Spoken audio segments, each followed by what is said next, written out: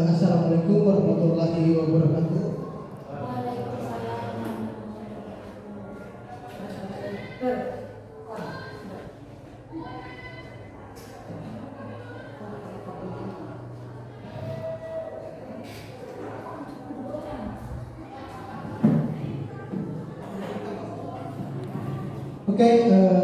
Baik, pada pertemuan hari ini ulun izin mengumpulkan Bapak Ibu Dewan Guru untuk berkumpul di sini untuk kegiatan diskusi dan diseminasi pemahaman konsep untuk membangun budaya positif. Jadi mudah-mudahan bisa yang tadinya sudah kita terapkan di sekolah kita, jadi malah tambah lebih bagus lagi di SMK Negeri kita. Oke, baik. Perkenalkan di sini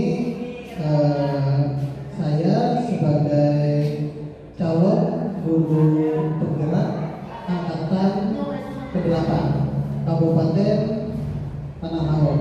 Tentang yang kita bahas adalah budaya positif. Baik, kita di sini teman-teman akan saya bacakan tujuan pendidikan Indonesia.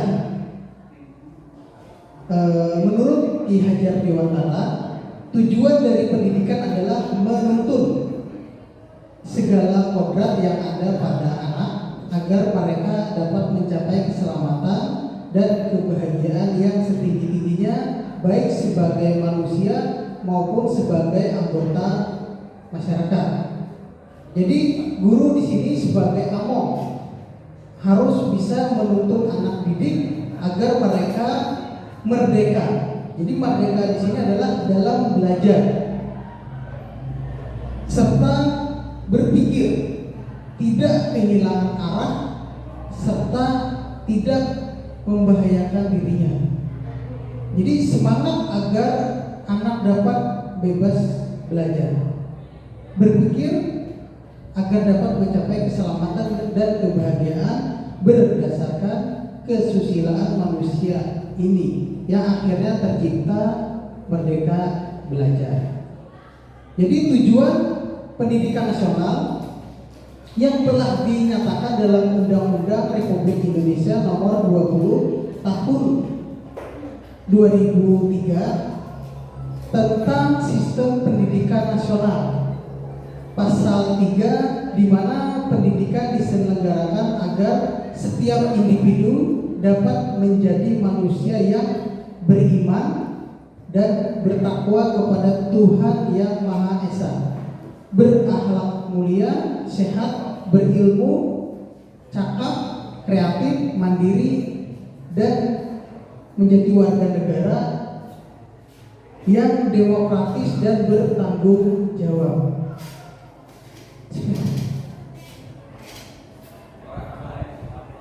Di belakang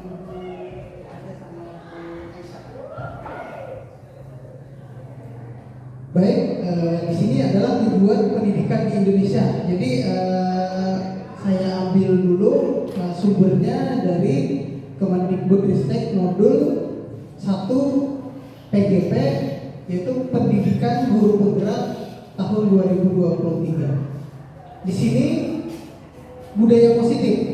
Jadi budaya positif di sini terbagi menjadi 6 yang dibahas. Yang pertama adalah disiplin positif dan nilai-nilai kebajikan universal. Yang kedua, teori motivasi hukum dan penghargaan restitusi. Yang ketiga, keyakinan kelas. Yang keempat, kebutuhan dasar manusia dan berkualitas. Yang kelima, restitusi, atau kita ambil di sini 5 posisi kontrol. Dan yang terakhir yaitu restitusi segitiga restitusi. Jadi ini tentang budaya positif. Ini masih tentang penjelasannya. Nanti akan saya paparkan di slide berikutnya. Baik, di sini tentang teori kontrol. Untuk teori kontrol sendiri yaitu seorang psikiater sekalipun pendidik, menurut Dr. William Glasser meluruskan berapa miskonsepsi tentang makna kontrol. Jadi beliau ada membuat teori tentang pendidikan menurut William Glasser. Jadi di sini ada yang pertama adalah ilusi guru mengontrol murid. Jadi seorang guru tidak dapat memaksa murid. Nah, jadi di sini seorang guru tidak dapat memaksa murid untuk berbuat sesuatu jikalau murid tersebut memilih untuk tidak melakukannya. Walaupun tampaknya guru sedang mengontrol perilaku si murid. Jadi hal demikian terjadi karena murid sedangkan mengizinkan dirinya untuk dikontrol. Saat itu bentuk kontrol guru menjadi kebutuhan dasar yang dipilih murid tersebut. Jadi teori kontrol di sini menyatakan bahwa semua perilaku memiliki tujuan bahkan terhadap perilaku yang disukai. Jadi seperti ini. Misalkan seorang siswa dia sangat mahir atau menguasai dalam bentuk misalkan menanam. Jadi misalkan dia apapun dia tanam terus selalu dia berhasil dan ada keuntungannya. Atau misalkan dia bikin rak meja atau bikin rak sepatu. Jadi kita tidak bisa mengontrol murid kamu nak harus nanti jadi atlet, misalkan atlet lari yang 10 kilo. Nah, jadi tidak bisa. Jadi si anak itu sudah punya porsinya masing-masing. Jadi apabila dia menguasai di situ, kita asah kemampuannya di bidang itu, seperti itu. Oke, di sini ada yang kedua, ilusi bahwa semua penguatan positif, efektif dan bermanfaat. Jadi penguatan positif di sini rujukannya adalah bentuk-bentuk kontrol segala usaha untuk mempengaruhi murid agar mengulangi suatu perilaku tertentu adalah suatu usaha untuk mengontrol murid tersebut dalam jangka waktu tertentu. Kemungkinan murid tersebut akan menyadari dan mencoba untuk menolak rujukan kita, atau bisa jadi murid tersebut menjadi tergantung pendapat sang guru. Nah, jadi ada juga siswa yang kata bapak ibu gurunya, nak kamu seperti ini, ikut, nak kamu seperti ini, ikut. Jadi tergantung. Jadi yang pertama tadi dia punya argumen sendiri, punya pemahaman sendiri, punya motivasi sendiri, inginnya seperti apa. Yang kedua dia seperti apa kata ibu bapak guru, dia ngikutin. Kamu nanti seperti ini, ya pak. Kamu nanti seperti ini, ya bu. Jadi dia mengikuti.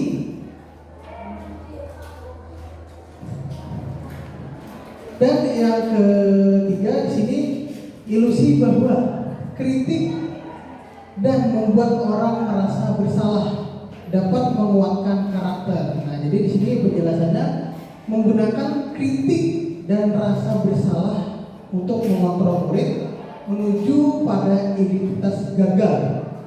Mereka belajar untuk merasa buruk tentang diri mereka.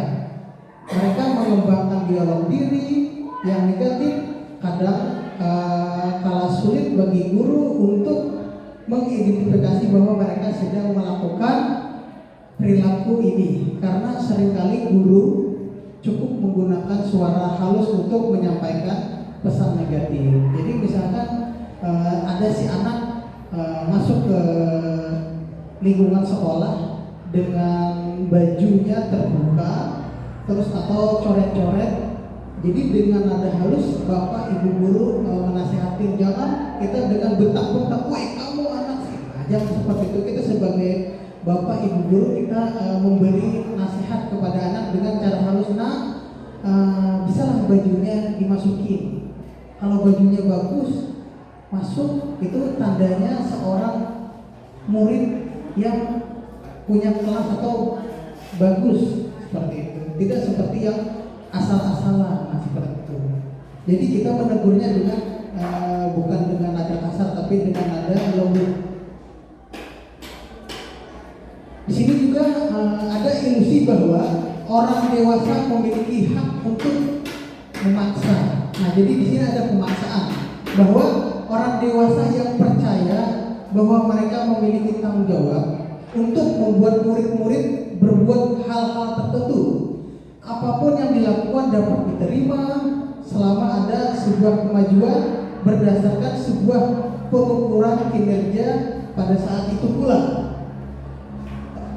Orang dewasa akan menyadari bahwa perilaku memaksa tidak akan efektif untuk jangka waktu panjang dan sebuah hubungan permusuhan terbentuk. Jadi kalau misalkan si anak tadi kita paksa terus tanpa kita melihat dampak negatifnya, itu nanti akan berkepanjangan. Kepanjangan seperti ini. Mungkin dia akan menganggap kita sebagai guru yang keras, guru yang emosian, dan bahkan untuk nanti di luar setelah dia lulus, dia mungkin akan lupa dengan bapak ibu gurunya, karena bapak ibu guru itu tidak menorehkan positif di dalam dirinya, malah sebaliknya, yaitu membuat si anak menjadi negatif. Oke, baik. Di sini untuk perubahan paradigma, stimulus, respon, teori kontrol atau teori pilihan. Siapa sesungguhnya yang memiliki kontrol? Ya, di sini ada stimulus respon dan ada stimulus kontrol. Untuk yang pertama, di stimulus respon di sini kita mencoba mengubah orang agar berpandangan sama dengan kita. Untuk teori kontrolnya adalah kita berusaha memahami pandangan orang lain tentang dunia. Jadi jangan kita membuat pandangan kita samakan dengan pandangan orang lain. Contohnya seperti ini. Misalkan sebuah padi yang kita tanam, harapannya adalah bisa tumbuh menjadi padi juga. Jadi jangan kita memaksa anak, misalkan tadinya padi bisa tiba-tiba berubah menjadi sebuah melon, nah tidak seperti itu. Tidak berubah menjadi jagung. Di sini yang kedua, perilaku buruk dilihat sebagai suatu kesalahan. Nah, jadi untuk teori kontrolnya kita adalah semua perilaku memiliki tujuan. Jadi ada pembedanya dari stimulus respon dan teori kontrol. Untuk yang ketiga, orang lain bisa mengontrol saya. Untuk teori kontrolnya adalah hanya Anda yang bisa mengontrol diri Anda. Jadi begini, misalkan ada sebuah tangan berpegangan tangan. Kalau misalkan kita tidak ingin melepaskan tangan itu tangan itu tidak akan terlepas. Tapi kalau misalkan tangan itu kita pegang erat-erat, itu tidak akan terlepas. Tapi kalau tangan itu akan kita lepas, itu akan terlepas dari tangan. Jadi adalah orang lain saya bisa mengontrol orang lain, namun Anda tidak bisa mengontrol orang lain, seperti itu. Untuk stimulus respon yang berikutnya, pemaksaan ada pada saat bujukan gagal. Untuk teori kontrolnya adalah kolaborasi dan konsensus menciptakan pilihan-pilihan baru. Untuk stimulus respon yang terakhir, model berpikir menang atau kalah. Untuk teori kontrolnya adalah model berpikir menang-menang. Jadi kalah atau menang itu tujuannya menang. Kenapa? Karena menangnya adalah kita mendapatkan sebuah pengalaman. Jangan kita mengikuti lomba pengennya juara 1, semua orang pengennya juara 1, tidak, dia nggak pengen. Namun pasti ada namanya kalah dan menang. Cuma untuk dari teori kontrol, model berpikirnya adalah walaupun dia kalah, tapi dia seakan-akan menang. Kenapa jadi seakan-akan menang? Karena dia sudah mampu berani maju atau muncul di depan khalayak orang banyak seperti seperti itu.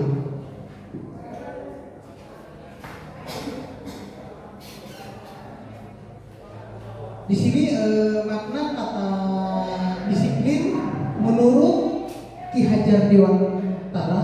Di sini gambar beliau. Di mana ada kemerdekaan, disitulah harus ada disiplin yang kuat. Sesungguhnya disiplin itu bersifat self discipline, yaitu kita sendiri yang mewajibkan kita dengan sekeras-kerasnya, tetapi itu sama saja sebab jikalau kita tidak cakap melakukan self discipline, wajiblah penguasa lain mendisiplinkan diri kita, dan peraturan demikian itulah harus ada dalam suatu yang merdeka. Jadi begini, maksudnya kata-kata beliau adalah apabila kita tidak mampu mendisiplinkan diri kita, lalu yang akan mendisiplinkan adalah sebuah peraturan atau orang lain. Misalkan kita masuk mengajar, misalkan itu jam 7.30 peraturan. Jadi apabila kita nanti masuknya itu jam 8, nanti yang akan mengontrol kita adalah atau menegur kita adalah teman sejawat atau bahkan pemimpin kita. Karena kita tidak mampu mengontrol diri kita, lalu yang akan mengontrol adalah sebuah peraturan atau teman sejawat kita. Mungkin seperti itu. Ini menurut Ki Hajar Dewantara. Ki Hajar Dewantara dan Diane Gosen mengartikan disiplin sebagai bentuk kontrol diri, yaitu belajar untuk kontrol diri agar dapat mencapai suatu tujuan yang mulia. Itu menurut Ki Hajar dan Diane Gosen. Jadi sebagai pendidik, hendaknya kita mampu menciptakan anak-anak yang memiliki disiplin dalam diri, sehingga mereka bisa bertanggung jawab terhadap apa yang dilakukannya sesuai dengan nilai-nilai kebajikan universal dan memiliki motivasi intrinsik. Jadi di sini anak-anak disiplin dalam diri sehingga mereka bisa bertanggung jawab. Jadi disiplin di sini salah satunya adalah disiplin, misalkan disiplin waktu, terus waktunya sholat mereka sholat, terus waktunya ibaratnya belajar, yang kesepakatan yang sudah kita bangun bersama di lingkungan sekolah maupun di kelas masing-masing. Jadi nilai-nilai kebajikan adalah sifat-sifatnya positif manusia yang merupakan tujuan mulia yang ingin dicapai setiap individu.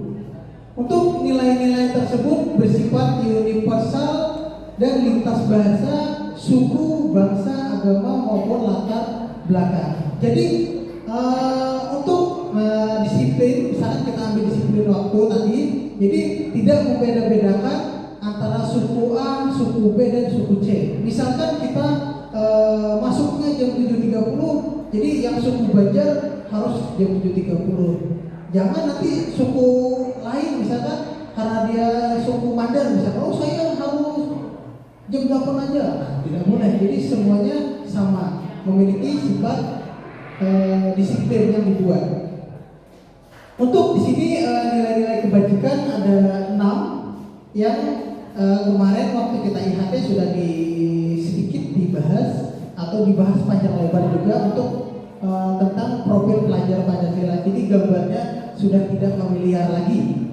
Yang pertama, untuk nilai-nilai kebajikan universal yaitu beriman, bertakwa kepada Tuhan Yang Maha Esa, dan berakhlak mulia. Itu. Jadi harapannya pasti semuanya poin pertama. Jadi semua dewan guru, semua siswa juga sama.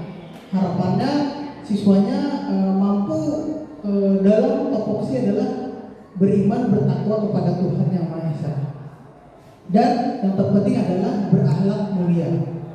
Untuk yang kedua, di sini adalah siswa diharapkan mampu mandiri. Yang ketiga, siswa mampu bernalar kritis. Yang keempat, siswanya berkebinekaan global. Yang kelima, siswanya mampu bergotong royong. Untuk yang keenam, siswanya diharapkan bisa kreatif. Nah, di sini ada 3 motivasi perilaku manusia, yaitu pertama, untuk menghindari ketidaknyamanan atau hukuman. Untuk yang kedua, untuk mendapatkan imbalan atau penghargaan dari orang lain. Untuk yang ketiga, untuk menjadi orang yang mereka inginkan dan menghargai diri sendiri dengan nilai-nilai yang mereka percaya. Jadi motivasi perilaku manusia terbagi menjadi 3, salah satunya untuk menghindari ketidaknyamanan atau dia takut dihukum seperti itu. Yang kedua, untuk mendapatkan imbalan atau kita sebut dengan reward seperti itu. Jadi apabila dia melakukan, dia akan dapat imbalan. Untuk yang ketiga adalah dia melakukannya untuk menjadi dirinya sendiri. Jadi tidak memikirkan dia harus dapat keuntungan atau dia tidak dapat keuntungan. Jadi yang dia lakukan adalah itu sesuai atas dasar keinginan dia sendiri. Itu yang ketiga. Nah, di sini ada hukuman dan konsekuensi dan restitusi. Tindakan terhadap pelanggaran pada umumnya berbentuk hukuman atau konsekuensi. Jadi yang selama ini kita kita temui adalah ada hukuman dan konsekuensi. Untuk hukuman itu bersifat satu arah dari pihak guru yang memberikan dan murid hanya menerima.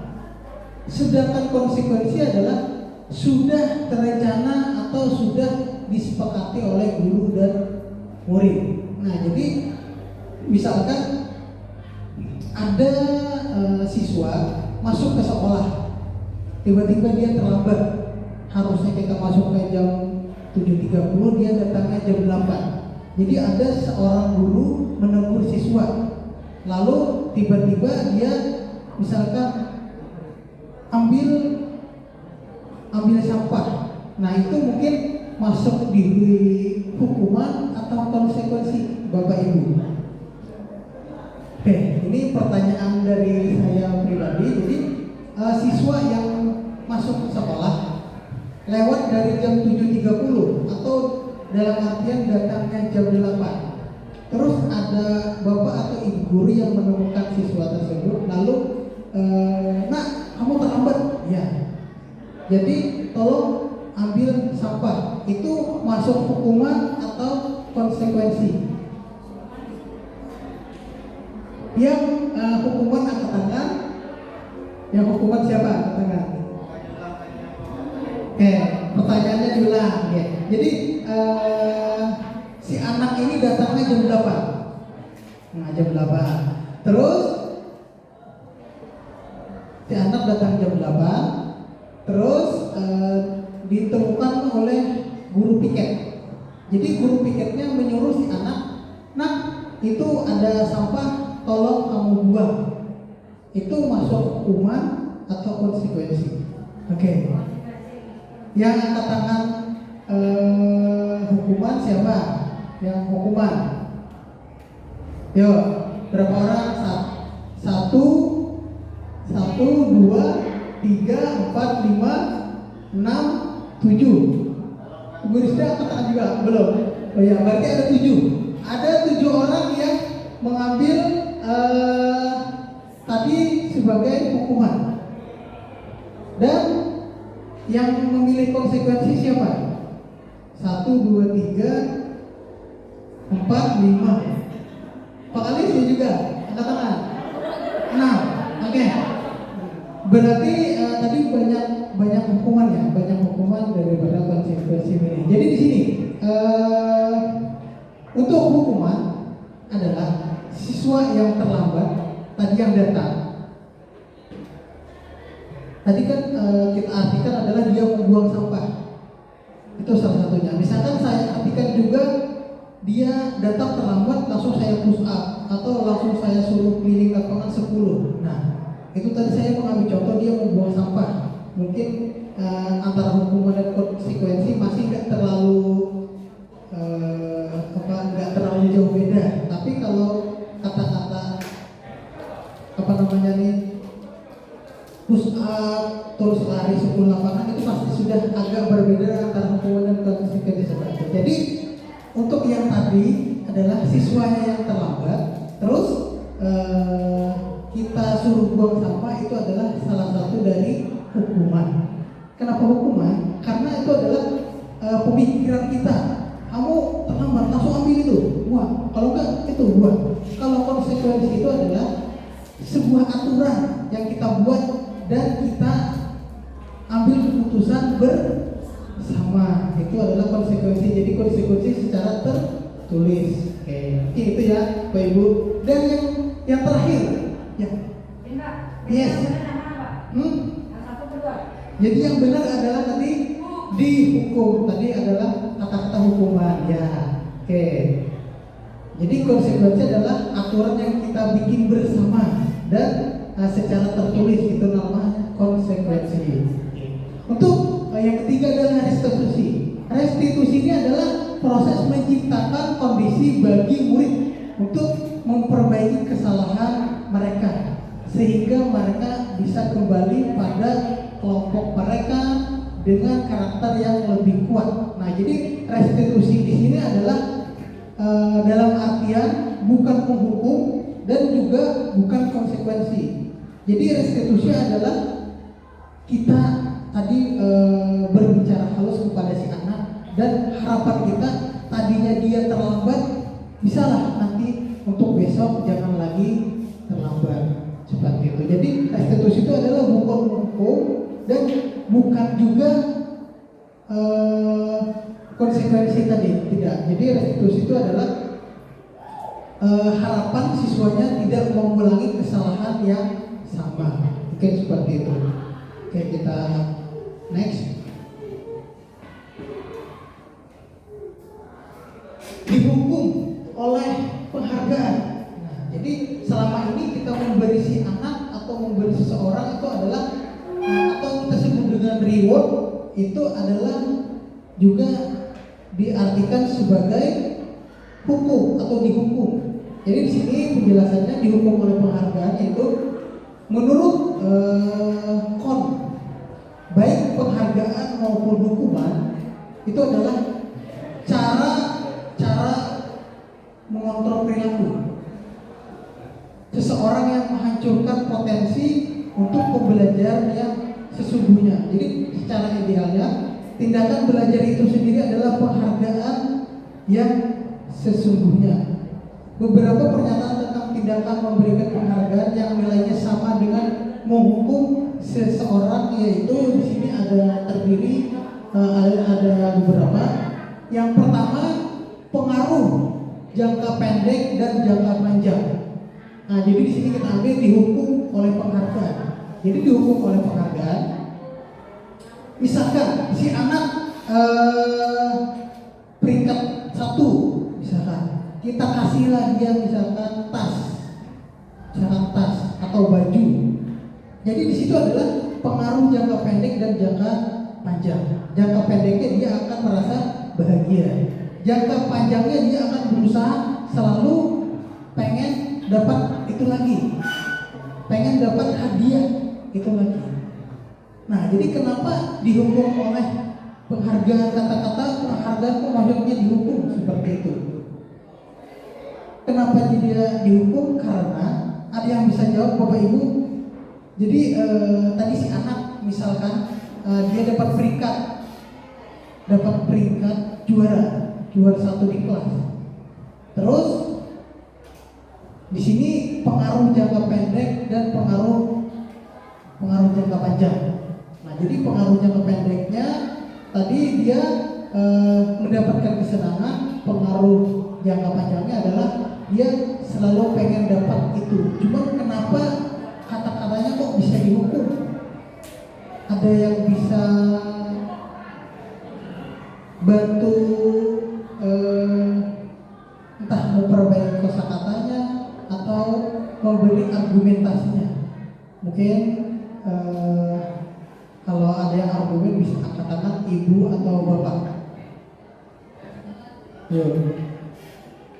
Masalah tentang dihukum oleh penghargaan. Yuk, ibu-ibu yang masih muda juga, baik. Bapak-bapak yang masih muda juga. Ya, siap. Oke. Kameranya. Oke, siap. Baik. Dia jadi mungkin lebih terbiasa ya. Jadi kalau dia pengen mendapatkan ya. Jadi kalau misalnya untuk dihukum oleh penghargaan itu, jadi dia kalau pengen mendapatkan nilai bagus ini, jadi dia menujunya aku akan dapat penghargaan. Nah kayak gitu, jadi nggak dari diri dia sendiri gitu. Mungkin itu karena dia lebih menginginkan penghargaannya daripada mendapatkan nilai yang bagus itu. Nah kalau menurut Ulun itu kemudian itu untuk yang jangka pendeknya maksud Ulun kurang pengaruhnya. Jangka pendeknya itu nggak terlalu fatal, tapi lebih ke jangka panjang. Jadi misalnya dia dalam satu semester untuk dapat ranking 1, dia aku akan dapat penghargaan, bukan dari nilai dari semangat dirinya sendiri, meskipun itu menambah semangatnya untuk belajar mendapat penghargaan, tapi itu kurang bagus sih menurut Ulun. Kayak gitu. Oke, makasih. Oke, luar biasa ya. Tadi pendapat Ibu Isna itu tentang pengaruh jangka pendek dan jangka panjang dari sebuah dihukum oleh penghargaan. Jadi dia akan mendapatkan motivasi belajar bukan karena keinginan dari dirinya sendiri, tapi karena pengaruh mencari sebuah mutiara di dalam lautan.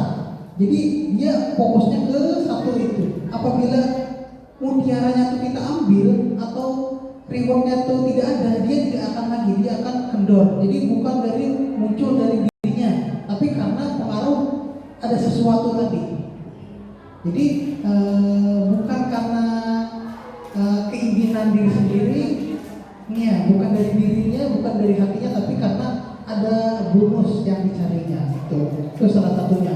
Jadi sangat luar biasa dari Ibu Isna sudah menangkap bahwa di penghargaan ternyata bukan hanya reward, tapi juga diartikan dalam sebuah dihukum oleh penghargaan. Karena selama ini kita tahunya penghargaan itu adalah bukan dihukum, tapi sebuah prestasi penghargaan. Nah, cuman menurut form ini penghargaan maupun hukuman adalah caranya saja yang berbeda. Oke, di sini juga penghargaan jadinya tidak efektif dan penghargaan juga bisa merusak hubungan. Penghargaan juga bisa mengurangi ketepatan. Penghargaan juga bisa menurunkan kualitas. Jadi penghargaan bisa mematikan kreativitas. Penghargaan juga menghukum dan motivasi dari dalam diri atau intrinsik. Di sini ada sebuah keyakinan kelas.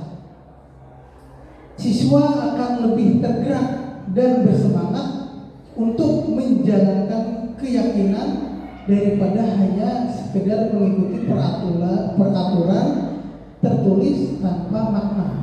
Jadi keyakinan di sini adalah nilai-nilai kebajikan universal yang disepakati secara tersirat dan tersurat, lepas dari latar belakang suku, negara, bahasa maupun agama. Jadi keyakinannya sudah tersurat lagi seperti itu. Jadi tidak memandang dia anak polisi, tidak memandang dia anak ASN, tidak memandang dia petani, semuanya aturannya dibuat sama. Jangan karena dia adalah anaknya bupati, anaknya camat datang jam 10 seenaknya. Kan ini sekolah wilayah saya, tidak seperti itu. Jadi sama-sama. Jadi keyakinan kelas adalah aturan yang kita buat di dalam kelas. Misalkan seperti ini, anak-anak mengacungkan tangan misalkan pada saat mau keluar kelas. Jangan pada saat mau keluar kelas dia langsung jalan sendiri. Tidak ada rasa hormat kepada guru yang ada di depannya. Makanya di situ disebut dengan nilai-nilai kebajikan universal. Yang universal tadi terdiri dari ada berapa tadi? Nilai-nilai keyakinan atau kebajikan universal. Yang pertama profil pelajar Pancasila tadi yaitu beriman, berakhlak. Yang kedua ada gotong royong, terus kreatif, mandiri. Oke, kita lanjut. Salah satu kegiatan yang dapat dilakukan untuk memperdalam keyakinan kelas adalah mempelajari tanggung jawab setiap warga kelas. Jadi punya tanggung jawabnya masing-masing. Jadi keyakinan kelas misalkan ada yang mau ibaratnya mau makan itu dia akan keluar ruangan. Terus misalkan ada yang mau kentut misalkan atau buang angin dia akan keluar. Jadi jangan kentut di dalam ruangan. Jadi akan mempengaruhi teman-teman yang lain. Nah jadi kita ambil adalah positifnya seperti itu. Oke lanjut. Di sini saya sebutkan di sini ya karena kurang pencahayaannya. Prosedur pembentukan keyakinan sekolah atau kelas. Di sini yang pertama mempersilahkan warga sekolah atau murid di sekolah atau kelas untuk bercurah pendapat tentang peraturan yang perlu disepakati di sekolah atau kelas. Yang kedua, mencatat semua masukan-masukan para murid, warga sekolah di papan tulis di kertas besar atau kertas poster misalkan, di mana semua anggota atau warga sekolah bisa melihat hasil curahan pendapat. Jadi yang kedua mencatat semua masukan-masukan. Misalkan di dalam kelas bikin papan mading. Jadi madingnya bukan hanya di luar kelas, tapi papan mading yang ada di dalam kelas. Jadi siswa punya pendapatnya masing-masing. Jadi punya siapa tahu dia takut mengutarakan kepada wali kelas, jadi dia akan menulis. Jadi membuat papan tulis atau mading yang dia catat dan bisa dibaca. Terus yang ketiga, susunan keyakinan kelas sesuai prosedur pembentukan keyakinan sekolah atau kelas. Gantilah kalimat-kalimat dalam bentuk negatif menjadi positif. Contoh kalimat negatif itu jangan berlari di kelas atau koridor. Jadi kalimat positifnya berjalanan di kelas atau koridor. Mungkin kata-katanya yang kita rubah. Tadinya jangan berlari, kita rubah berjalan di kelas atau koridor. Kata-katanya saja yang kita rubah. Untuk yang keempat, tinjau kembali daftar curah pendapat yang sudah dicatat. Anda mungkin akan mendapati bahwa pernyataan yang tertulis di sana masih banyak yang berupa peraturan-peraturan. Selanjutnya, ajak warga sekolah atau murid-murid untuk menemukan nilai kebajikan atau keyakinan yang dituju dari peraturan tersebut. Contohnya, berjalan di kelas, dengarkan guru, datanglah tepat waktu, berada di bawah. Terus keyakinan untuk saling menghormati, nilai kebajikan, hormat, keyakinan nilai yang dimasukkan dalam daftar untuk disepakati. disepakati. Jadi misalkan membuat peraturan di dalam ruang kelas, datanglah tepat waktu. Jadi datanglah tepat waktu bukan hanya kita berdayakan kepada murid-murid, tapi untuk kesadaran kita sendiri juga. Jadi dan kita anjurkan juga untuk anak-anak hormat. Misalkan kalau Bapak Ibu sudah berada di depan pintu, jadi diharapkan siswanya tidak ada lagi yang berbicara. Jadi duduk di meja di kursinya masing-masing. Jadi tidak ada lagi yang rebahan di sana, jalan-jalan seperti itu. Dan lebih baiknya lagi pada saat gurunya masuk ke dalam ruangan atau ke dalam kelas, siswanya kita harapkan untuk mengucapkan salam. Terus di sini tinjauan yang kelima, tinjauan ulang keyakinan sekolah atau kelas secara bersama-sama. Seharusnya setelah beberapa peraturan telah disatukan menjadi beberapa keyakinan, maka jumlah butir pernyataan keyakinan akan berkurang. Jadi sebaiknya keyakinan sekolah atau kelas tidak terlalu banyak, namun bisa berkisar atau antara 3 atau 7 prinsip yang dibikin misalkan di dalam kelas sesuai dengan prinsip dan keyakinan, namun bisa dimaksimalkan. Tapi bukan karena bikin peraturannya banyak, tapi malah dilanggar semua. Terus bila mana terlalu banyak, maka warga sekolah atau kelas akan sulit mengingatnya dan akibatnya sulit untuk dijalankan. Untuk yang keenam, keyakinan sekolah atau kelas selesai dibuat, maka semua warga kelas dipersilakan meninjau ulang. Jadi apabila sebuah peraturan kelas atau keyakinan kelas sudah dibuat, jadi kita sebagai guru dan bahkan wali kelas misalkan terus bersama siswa untuk meninjau ulang peraturan atau keyakinan kelas yang sudah kita buat itu masih perlu kita ubah atau kita perbaiki seperti itu. Untuk yang ketujuh, keyakinan sekolah atau kelas selanjutnya bisa dilekatkan di dinding kelas di tempat yang mudah dilihat semua warga sekolah. Jadi kita tempel peraturan atau keyakinan kelas yang ada di kelas kita, mungkin seperti itu. Oke, next di sini misalkan ada sebuah contoh keyakinan kelas. Misalkan di sini contohnya adalah kelas 5. Kelas 5 di sini selalu berpikir positif dan senantiasa menjadi diri yang terbaik. Terus percaya dan menghormati orang lain serta barang miliknya. Yang keempat, komitmen terhadap setiap tugas. Nah, jadi dari beberapa item di sini dia selalu berpikir positif. Datang ke sekolah dari rumah itu sudah niatkan niatnya yang baik-baik kepada anak. Jadi pada saat di sekolah si anak jangan lagi pikirannya kalau ketemu si A dia semangat sekolah. Apabila si A tidak ada dia nggak semangat, bahkan belajar nggak mau, bahkan gurunya menegur pun tidak direspon.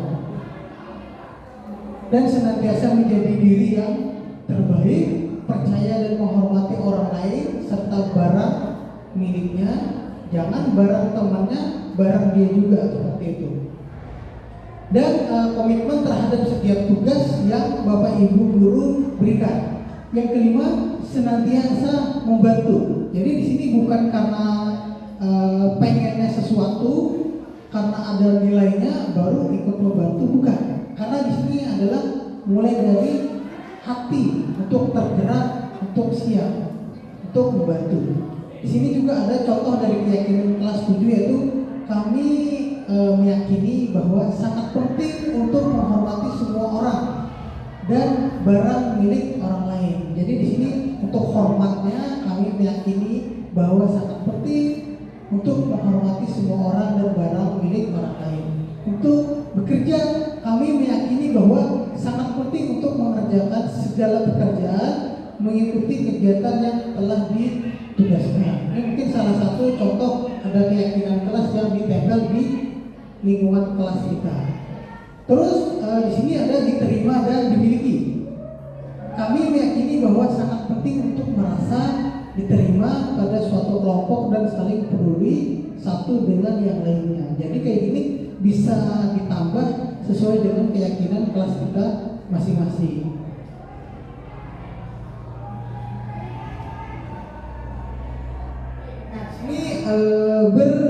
kebutuhan dasar manusia.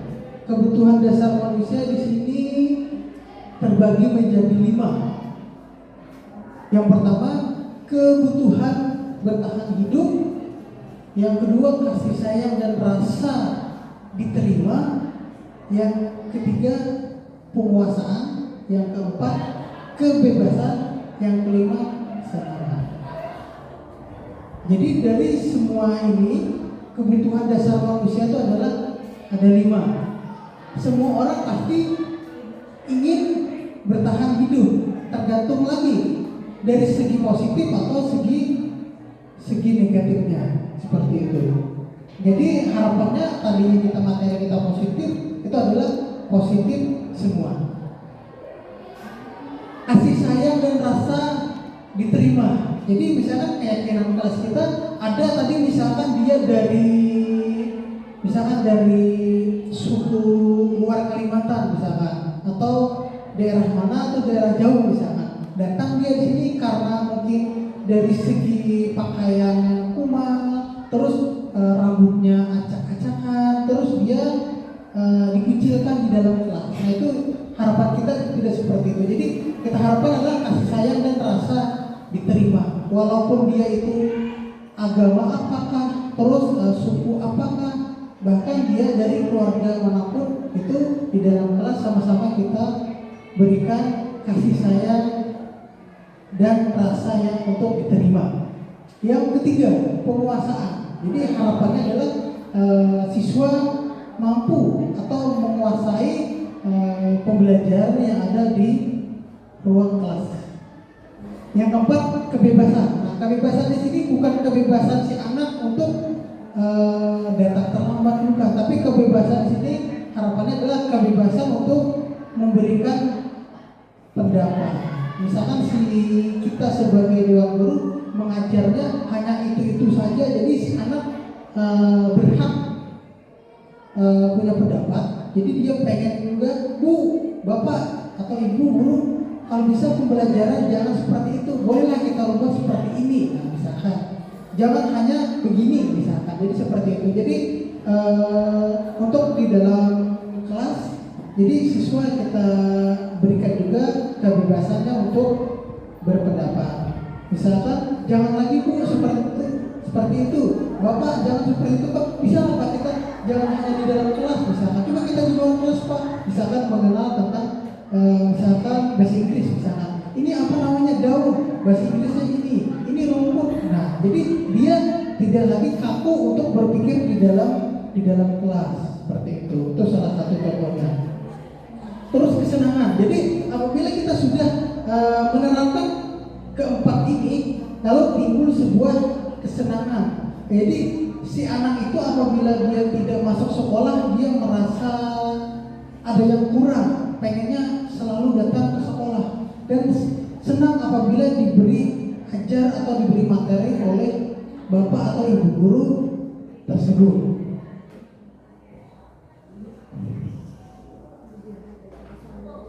Nah, di sini ada 5 posisi kontrol. 5 posisi kontrol di sini adalah berdasarkan teori kontrol Dr. William Glasser Gosen berkesimpulan ada 5 posisi kontrol yang diterapkan seorang guru atau orang tua ataupun atasan dalam melakukan kontrolnya. Yang pertama itu adalah penghukum, yang kedua pembuat rasa bersalah, yang ketiga teman, yang keempat pemantau, yang kelima manajer. Nah, jadi di sini 5 posisi kontrol adalah kita sebagai guru. Jadi posisi kita pada saat siswa membuat kesalahan, nah posisi kita tuh ada di mana? Penghukum, pembuat rasa bersalah, teman, pemantau atau manajer. Karena selama ini yang kita lakukan mungkin itu adalah penghukum. Mungkin siapa tahu ada yang mau mencontohkan bapak atau ibu guru satu. Mungkin dari sini lagi, dari sini sudah, dari sini lagi seperti apa posisi kontrol? Misalkan dia menjadi penghukum, misalkan atau dia membuat rasa bersalah, atau yang ketiga teman. Teman itu maksudnya kita sebagai guru dan dia sebagai siswa, kita menganggapnya bukan dia itu siswa kita, tapi kita menganggapnya adalah sebagai teman kita. Jadi kalau kita merasa dia sebagai teman kita, kita akan berkomunikasinya akan enak. Si anak pun akan menangkapnya tenang, dia nggak takut. Kalau kita sebagai penghukum, kenapa kamu terlambat? Dia akan langsung terdiam. Itulah namanya sebuah penghukum. Lalu di sini ada namanya pembuat merasa bersalah. Jadi kita tanyakan, kenapa nak kamu kok bisa terlambat? Nah, itulah namanya membuat merasa bersalah. Lalu dia akan berargumen, membuat bahwa Bu, saya terlambat, Bu, Pak, saya terlambat. Kenapa? Karena anak-anak mungkin yang tadinya bangunnya jam 5:30 atau jam 6, baru dia mandi, setelah itu berangkat sekolah, dia bukan bangunnya jam 5:30. Mungkin siapa tahu dia bangunnya itu jam 3 atau jam 4 sudah bangun, membantu mamanya di berjualan karena dia cuma punya ibu dan punya adiknya, dan bapaknya mungkin sudah wafat. Jadi akhirnya si anak itu pengen membantu ibunya dan ingin adiknya tidak putus sekolah. Akhirnya dia salah satu menjadi tulang punggung keluarga. Jadi kita membuat merasa bersalah. Jadi biar si anak akan membuka jati dirinya atau curhat seperti itu. Untuk teman, jadi teman seperti ini. Pada saat kita menanyakan si anak, tidak dengan nada kasar tapi nada halus seperti itu. Jadi nada halusnya mungkin tadinya dengan kata-kata itu ambil sampahnya, tidak. Tapi misalkan kita sebagai bapak atau ibu guru, kita akan bicara kepadanya, nak, bapak minta tolong, itu ada sampah, tolong dimasukkan ke dalam bak sampah, biar seperti itu. Jadi pemantau. Untuk segi pemantau di sini adalah gurunya itu hanya memantau, melirik si anak ini ngapain, si anak seperti apa, seperti itu. Dia hanya memantau, melihat atau kondisi keadaan si anak. Untuk manajer di sini adalah posisi pemimpin. Jadi kita anggap saja sebagai kepala sekolah misalkan. Jadi level kita sebagai guru dan level sebagai kepala sekolah itu berbeda. Dari segi dia berkata-kata, dari segi dia berkomentar itu berbeda dengan kita. Karena dia sudah melalui beberapa tahapan ini tadi. Mungkin kita belum sampai ke posisi manajer. Oke, jadi tujuan akhir dari 5 posisi kontrol di sini adalah seorang guru adalah pencapaian tertinggi, yaitu adalah sebagai posisi manajer, di mana posisi inilah murid dapat menjadi pribadi yang mandiri, merdeka, dan bertanggung jawab atas segala perilaku dan sikapnya, yang pada akhirnya dapat menciptakan lingkungan yang positif, nyaman, dan aman.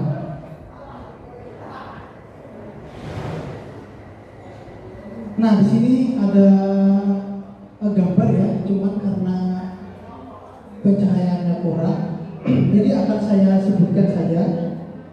Di sini motivasi, ada motivasi sebagai guru berbuat, guru berkata, dan hasil. Jadi guru berbuat, guru berkata, dan hasil. Di sini adalah ada identitas gagal, di sini adalah ada identitas sukses.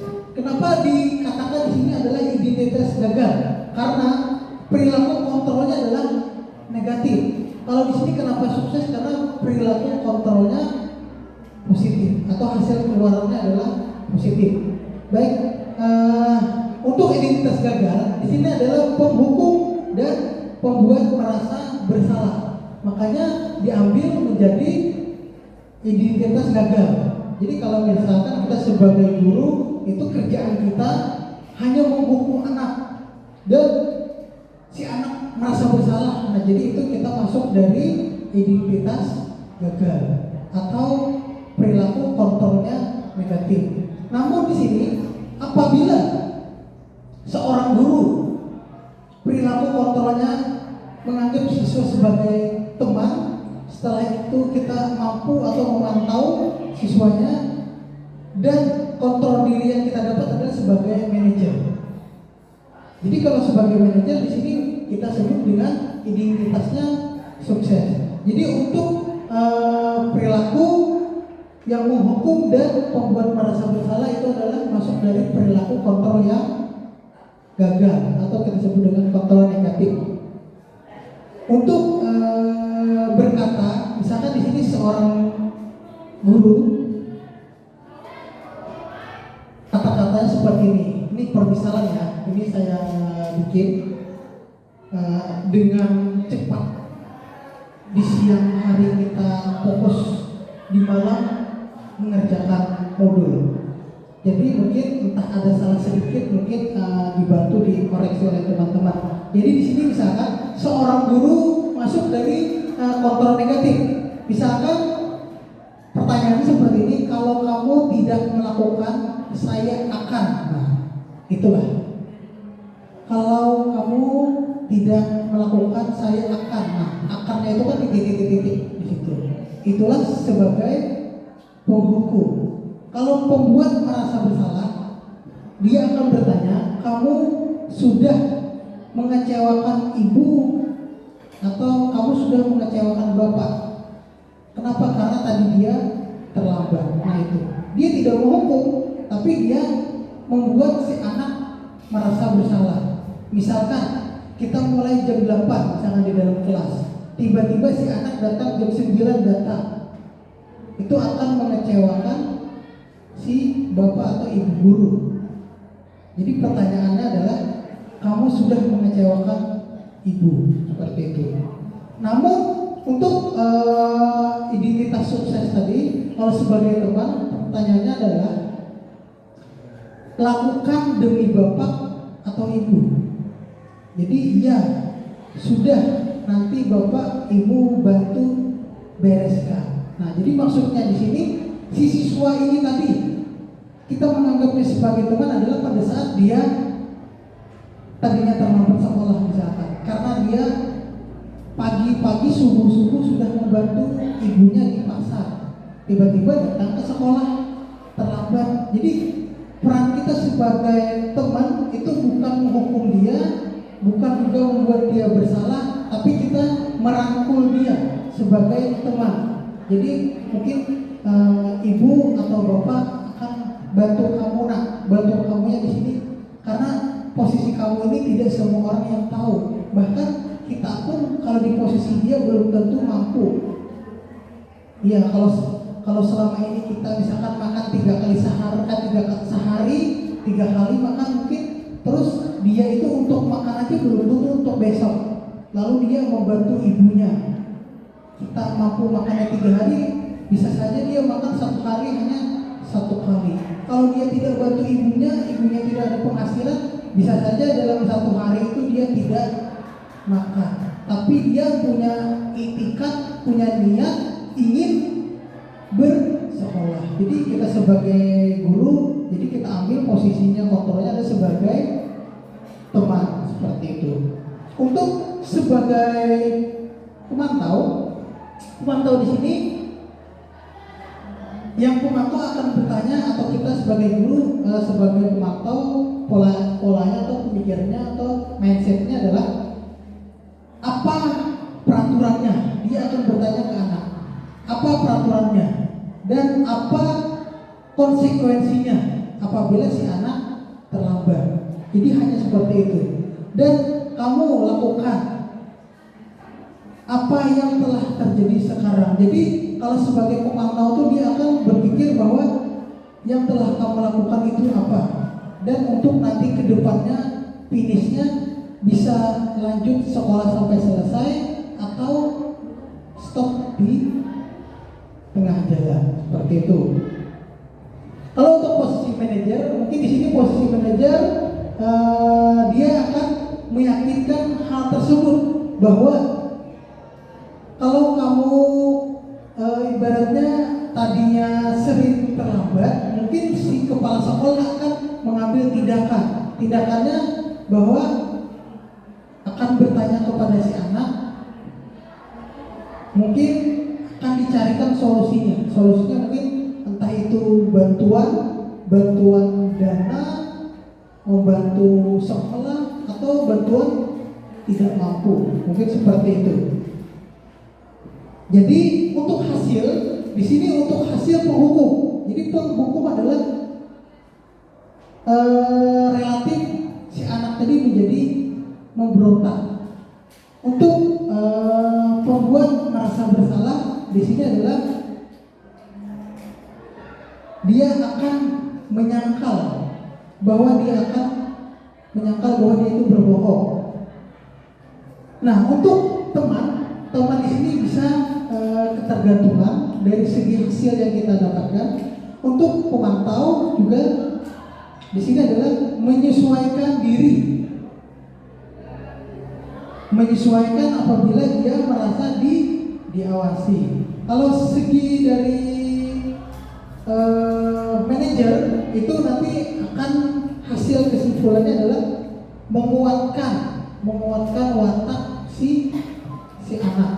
Jadi keputusan yang dia ambil menguatkan watak si anak. Nah, di sini juga ada posisi kontrolnya juga di salah satu contohnya. Kita next.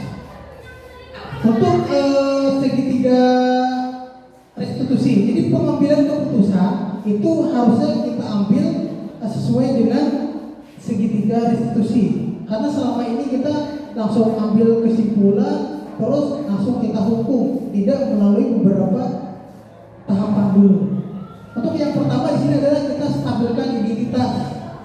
Setelah kita menstabilkan identitas, baru kita validasi tindakan yang salah. Dan yang ketiga menanyakan keyakinan. Mungkin di sini ada yang bisa memberi pendapat mengenai segitiga yang ada di gambar di depan. Ayo bapak-bapak atau ibu-ibu, mungkin satu atau dua orang yang mau. Ibu di depan mau? Nah, di situ segitiga restitusi. Yang pertama menstabilkan identitas, yang kedua validasi tindakan yang salah, yang ketiga menanyakan keyakinan. Sama seperti posisi 5 kontrol tadi. Sebagai penghukum, sebagai yang membuat bersalah, sebagai teman, sebagai pemantau, atau sebagai manajer. Nah, sama di sini. Untuk segitiga restitusi di sini juga yang pertama menstabilkan identitas. Jadi kita akan tanya secara mendalam si anak. Si anak ini namanya si A. Tiba-tiba dia tidak masuk kelas. Sudah hampir seminggu. Jadi kita cari, kita stabilkan identitasnya. Misalkan si anak rumahnya di mana? Kita cari, kita datangilah mereka. Yang kedua, kita validasi tindakan yang salah. Nah, jadi kita validasi tindakan yang salah di sini adalah bahwa dia tidak hadir ke sekolah itu kenapa? Dan dampaknya mungkin dia akan putus sekolah. Untuk yang ketiga, kita akan menanyakan lagi keyakinan. Keyakinan di sini, kenapa kamu sampai tidak bersekolah? Kalau kamu tidak bersekolah, nanti kamu tidak naik kelas. Kalau kamu tidak bersekolah, nanti kamu akan putus hanya sampai di kelas 10 saja, misalkan seperti itu. Jadi untuk tiga-tiganya itu adalah salah satu contohnya. Misalkan ada siswa yang tidak masuk ke sekolah dan kita sebagai dewan guru untuk merangkul si anak-anak, bukan kita untuk menghukum atau menjudge anak bahwa kamu itu, karena kita pemikiran tidak sama seperti itu. Nah, di sini ada menstabilkan identitas atau bahasa Inggrisnya establish the identity. Kegiatan ini bertujuan untuk mengubah identitas anak dari orang yang gagal karena melakukan kesalahan menjadi orang yang sukses. Jadi kegiatannya untuk menstabilkan identitas itu fungsinya seperti itu. Tadi si anak yang merasa dia gagal, lalu karena melakukan kesalahan, jadi kita harapkan dia tidak mengulangi kesalahan yang sama, dan harapan kita adalah dia menjadi orang yang sukses. Jadi kita beri arahan, kenapa anak kamu gak masuk sekolah? Alasannya kenapa jadi masuk sekolah? Orang tua saya bu, orang tua saya pak, broken home misalkan. Terus dia tidak ingin lagi bersekolah, pengennya mati aja. Nah, itu yang bingung. Jadi kita sebagai guru, kita beri motivasi dia, kita beri biar dia pengen bersekolah, dan harapannya bahwa dengan dia mengikuti pendidikan sampai selesai, harapannya adalah dia tuntas, dan bahwa berikan bahwa kamu suatu saat akan menjadi orang sukses. Jadi perpecahan di antara sebuah keluarga jangan kamu jadikan beban, tapi kamu jadikan motivasi bahwa si anak tadi harusnya perlu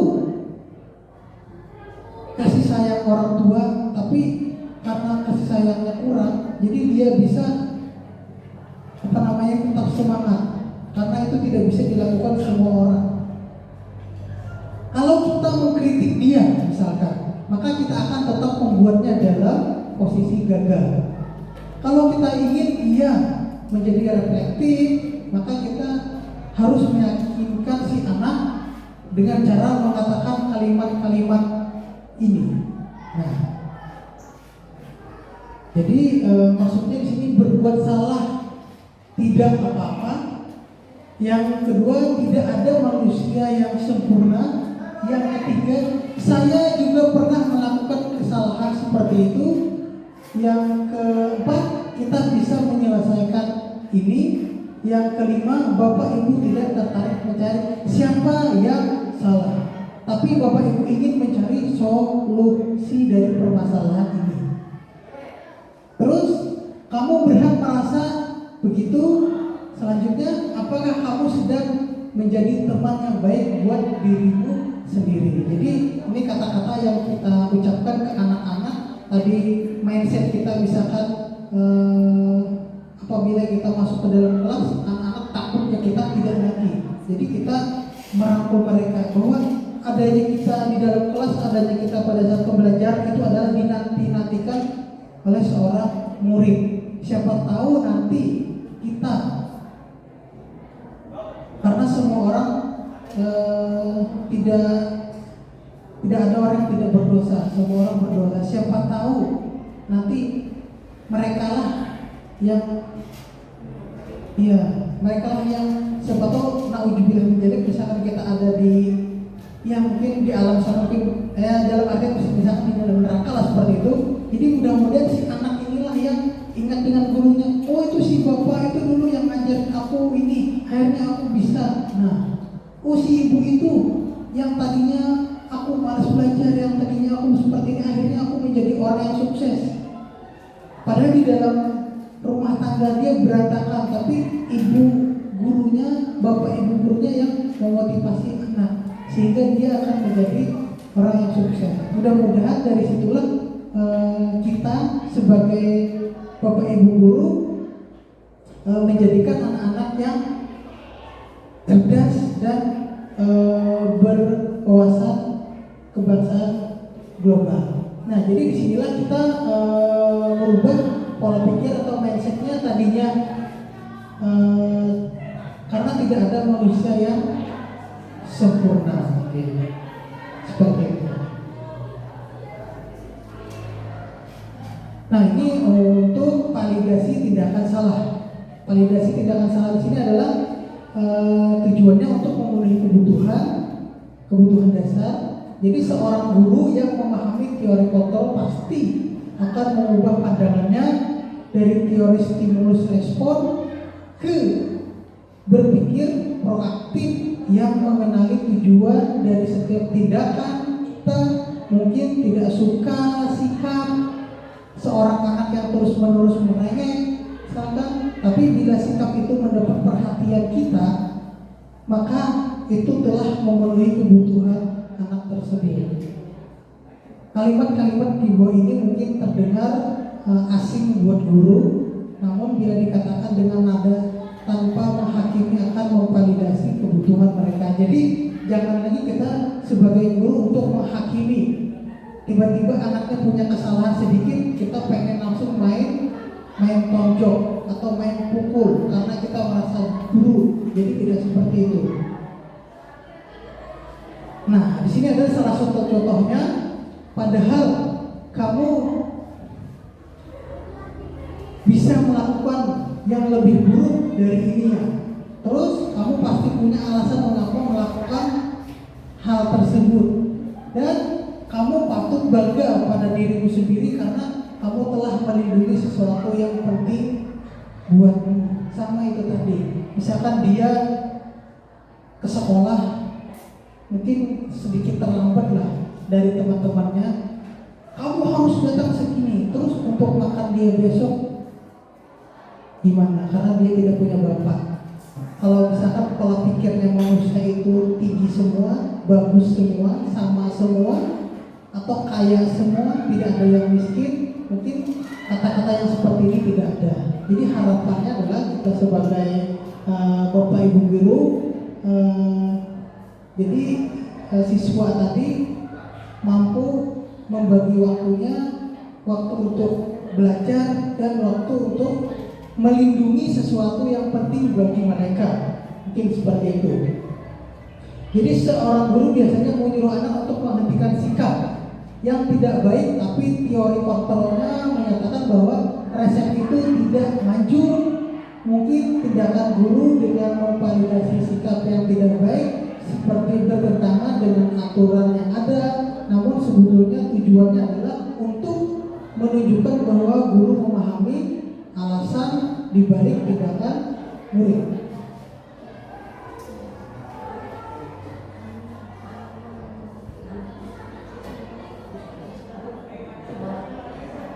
Oke, baik. Di sini selanjutnya menanyakan keyakinan.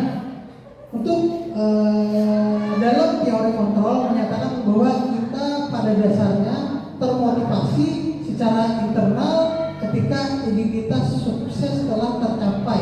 Jadi langkah pertama dan tingkah laku yang salah telah divalidasi, maka anak akan siap untuk dihubungkan dengan nilai-nilai yang dia percaya dan berpindah menjadi orang yang dia inginkan. Ini pertanyaannya, apa yang kita percaya sebagai kelas? Terus apa nilai-nilai umum yang kita telah sepakati? Apa bayangan kita tentang kelas yang ideal? Dan kamu mau jadi orang yang seperti apa? Nah, inilah pertanyaan yang bisa kita bikin untuk di dalam kelas atau keyakinan kelas kita. Oke, mungkin itu saja yang bisa saya sampaikan untuk kegiatan tentang membangun budaya positif. Oke, teman-teman, ada yang ditanyakan mungkin sedikit tentang materi yang ada di depan tadi. Wali bertanya. Oh, oke, restitusi tadi adalah ada hukuman, ada konsekuensi, dan ada restitusi. Nah, untuk restitusi itu adalah beda dari hukuman dan beda dari konsekuensi. Kalau hukuman kita menghukum dia, kalau konsekuensi adalah kesepakatan yang kita bersama. Terus untuk restitusi itu adalah kita membuat si anak itu merasa bersalah dengan tindakan yang telah dia lakukan dan mencoba untuk dia memperbaikinya dan tidak mengulanginya lagi. Mungkin seperti itu Pak Ali. Ada lagi yang lain?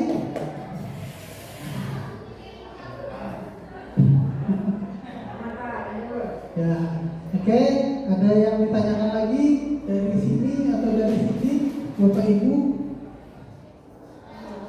Nah, jadi ini pembukaan kemarin guru penggerak angkatan 10 dan saya harapkan teman-teman ikut, kalau bisa ikut semua yang GTT. Jangan merasa saya misalkan aduh Pak saya belum ASN. Kita jangan berpikir kita ASN dulu. Kita berpikirlah meningkatkan kompetensi. Kenapa meningkatkan kompetensi? Karena kita sebagai guru. Jadi tahap-tahapannya kita ambil. Kenapa kita ambil? Karena itulah ada modal utama kita sebagai guru. Seperti itu. Jadi teman-teman harapannya ikut atau masuk. Mungkin untuk yang diisi itu sangat banyak, tapi harapannya bisa menyelesaikan. Itu harapannya. Jadi mudah-mudahan SMK kita yang angkatan 10 lulus semua. Amin. Jadi harus semangat. Oke, ada yang ditanyakan lagi teman-teman? Ya. Tidak ada.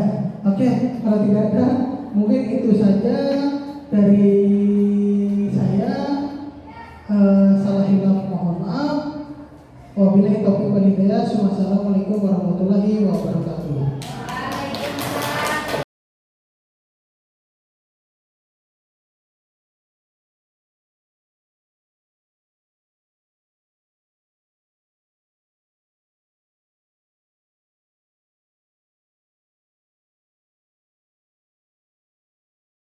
Assalamualaikum warahmatullahi wabarakatuh.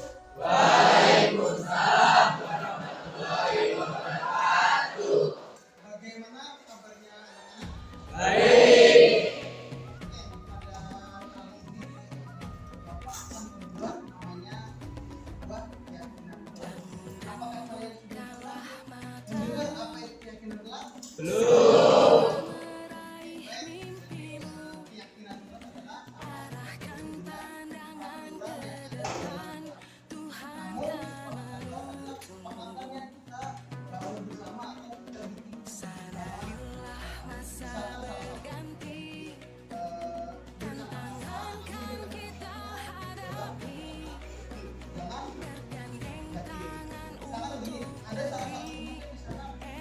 jangan menontek, jadi apa-apanya korban, lagi jangan menontek. Kalau mengerjakan dengan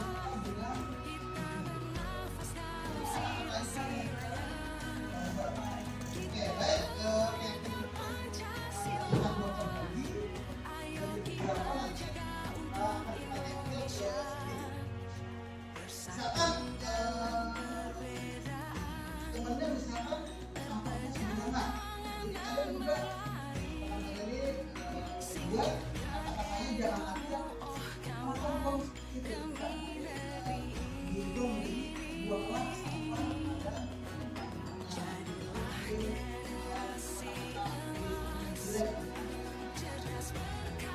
nah, kalau dengan kata-kata jadi keyakinan kelas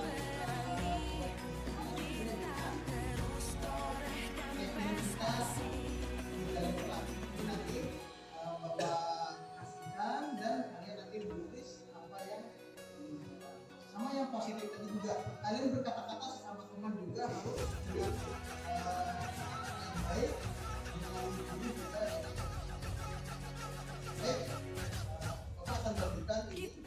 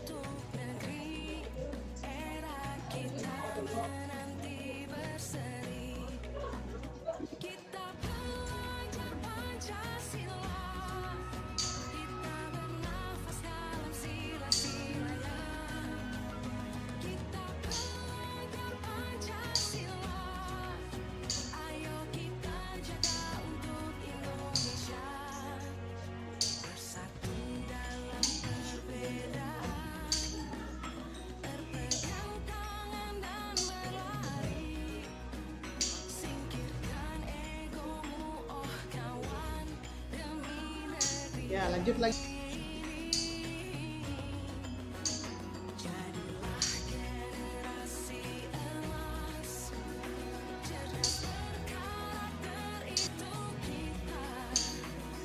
Sudah.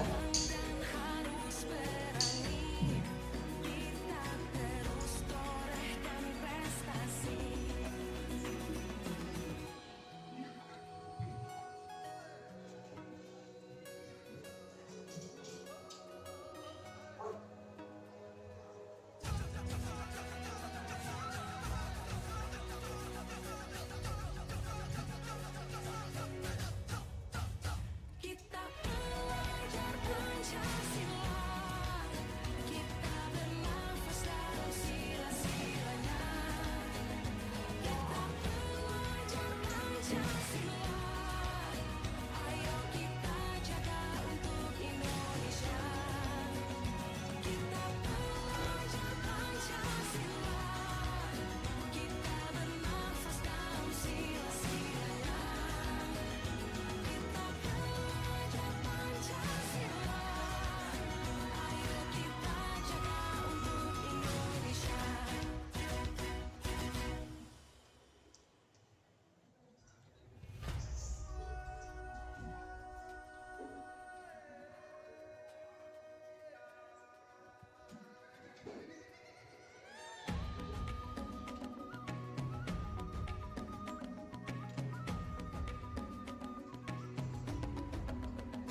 Bangun dan bukalah matamu, saatnya meraih mimpimu.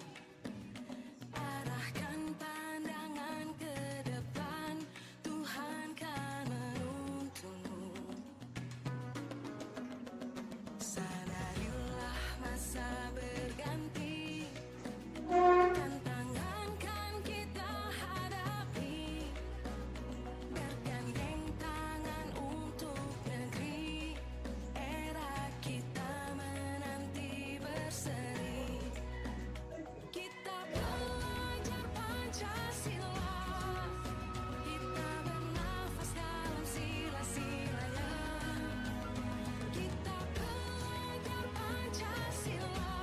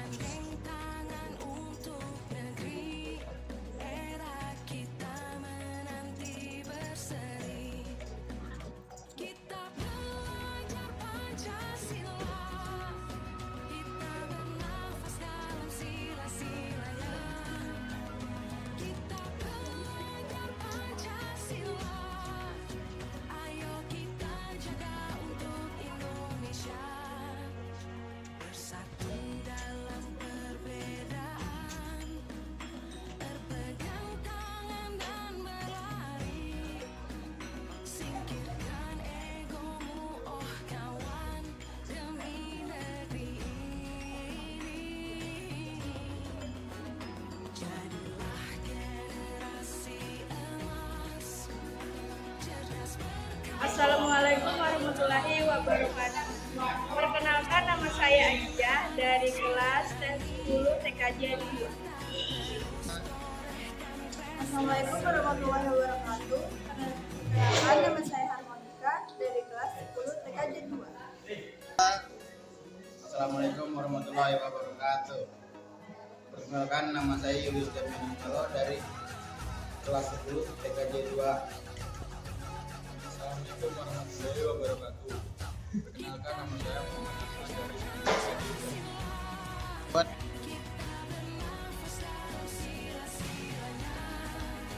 Sangat bersyukur. Senang sekali. Sangat menyenangkan. Sangat senang mengikuti persetujuan keyakinan kelas.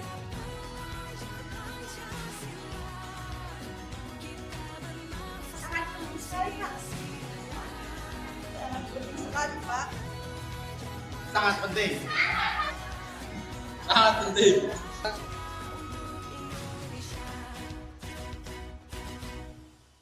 Karena dapat membuat kita lebih menghargai orang lain. Karena tidak membeda-bedakan suku dan budaya. Karena akan membuat kesejahteraan di lingkungan kelas.